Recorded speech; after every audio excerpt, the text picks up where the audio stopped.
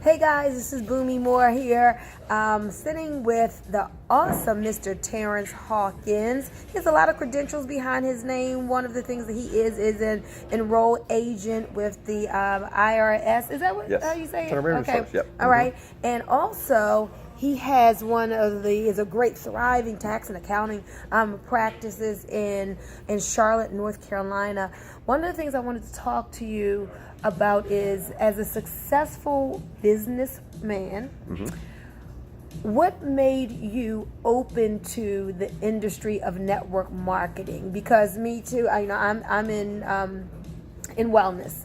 And when I heard about the concept of Make Wealth Real, for me, it was just like, oh my gosh, it just makes sense to add this in because I need these services myself. I know a lot of people in my industry who have made a lot of money but still didn't have a lot of money because of a lack of financial literacy.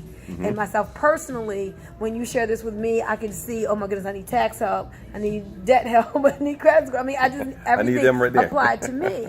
Right? But so when people look at you, sometimes people are like, oh, you know what, I already know about taxes. I'm an accountant myself. I'm this, I'm that. But what would make you say, hey, listen, I'm already successful, but I wanted to be a part of this Make Wealth Real concept? Oh, wow. And that's big because we all are working and doing different things in our life, but truly have the same goal, which everybody truly has the same goal of retiring and not having to work anymore. Okay? That's the end goal, okay? To be able to stop working, lifestyle do not change negatively. Okay, gotcha. I want the same thing, right? I wanted the same thing. So yes, at one time I was taught you just work and work and work and it may save, it may do some things like that. And we see all of that's not working. But what I started to actually think about is there's a difference between being self-employed and having a business system. Yes. I was very successful actually, and still am and stuff, and blessed that my wife and I have our own business. We're able to do well, but we're self-employed.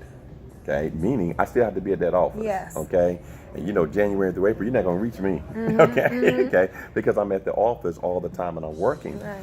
So what really got me to really looking at the industry as a whole, of why I needed it, okay, and to plug into MWR Action Financial, is that I was in the IRS convention in Atlanta, Georgia. Okay.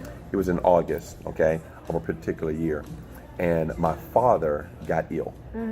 And he was rushed to the hospital. Now, we down there for an IRS convention, my dad and I. Okay. Going there, my mom, all the family, he got ill. We had to rush him to the hospital.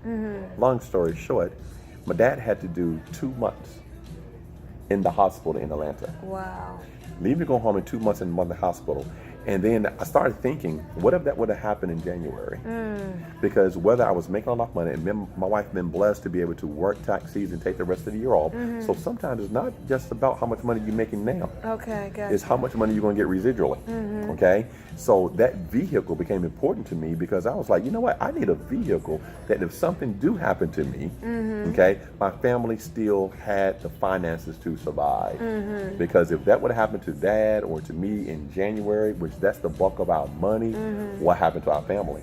And that's what happened to a lot of individuals. A lot of individuals start their financial difficulties because something may have happened in their family. Somebody may got sick, got ill. It may start one day, 1 week, had a wreck or whatever else.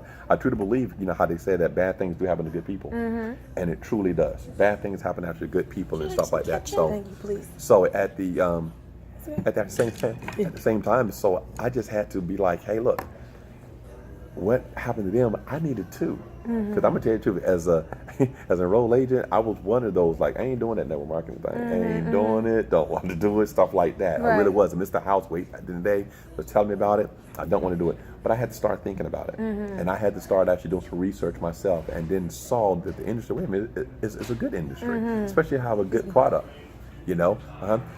And I had to actually, bless you. Bless you. No problem. And I had to actually start thinking about all of these people that have been wealthy have also did some type of referral marketing, network marketing. So I started to learn from the people that was already wealthy. Like you said, you grew up in the industry and you knew a lot of people that was wealthy and your parents were very wealthy and stuff in the industry. But a person like myself that didn't have that and didn't see that, I still look at people that were wealthy, that were in this. And I started thinking, you know what? This industry may not be that bad. But I love when you can meet humble people like yourself who have a business that's doing very, very well. I was in another business some years ago with a dentist with a thriving practice, and he said, basically, I own a job. He said, if I am not there pulling teeth, I'm not making money.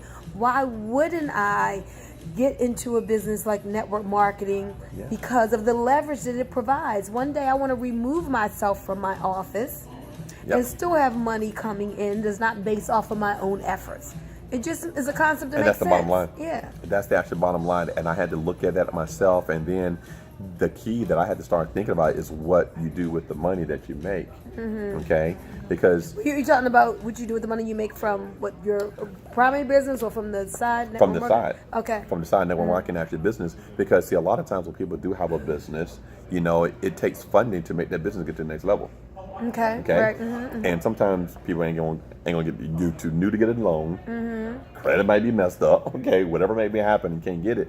This is also another funding source for whatever you're trying to do. Okay, and I say that because a lot of times people have their own dreams of what they want to do, whether it's they're working or they have their own business.